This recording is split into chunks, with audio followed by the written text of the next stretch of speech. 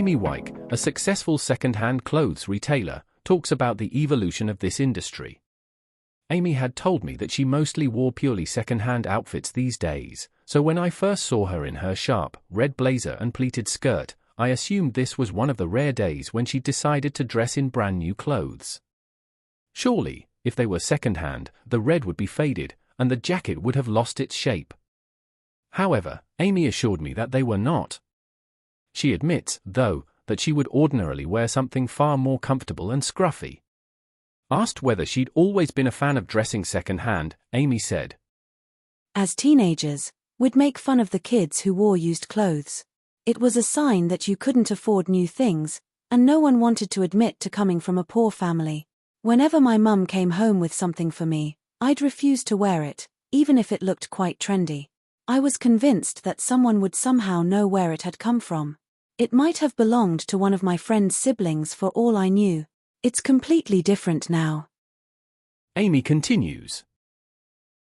Teens these days will happily admit to wearing second-hand clothes. The fact that they are affordable is a benefit, but it's not their main motivation. After all, plenty of stores offer cheap, mass-produced clothes. Even with many high street shops closing, you can buy them online, and despite what is often said, these clothes can be well-designed and long-lasting. But there lies the problem. They produce mountains of polluting waste, and young people want to do their bit to prevent that. Now, Amy is one of many new entrepreneurs making the most of the trend in second-hand clothing.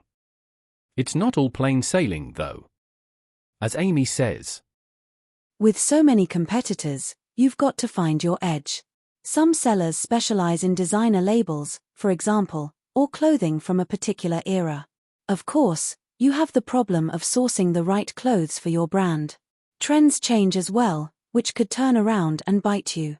Selling a bit of everything, as I do, means I'm not putting all my eggs in one basket, but it means I have to find other ways to attract customers.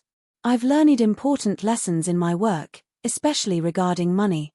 I struggled working alone and earning a pittance for ages, thinking it was more cost-effective than taking on staff.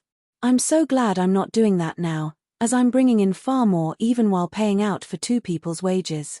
It's the same with the website. The one I designed was decent enough, but it has really paid off since I took the plunge and paid professionals to improve the design. It doesn't come easily to me, as I'm not naturally a spendthrift." I asked Amy her thoughts about the future of second-hand clothing. After all, a growing industry in second-hand clothes could hurt the industries that produce new clothes, so potentially, once all our second-hand ones are worn out, we might run out of clothes. Amy is more optimistic, however. The second-hand clothing market has brought in a new interest in adapting and redesigning old clothes or making them from scratch. That's something that really died out in the era of chain stores. So, in future, I think I'll be stocking more of those kinds of clothes, which is great.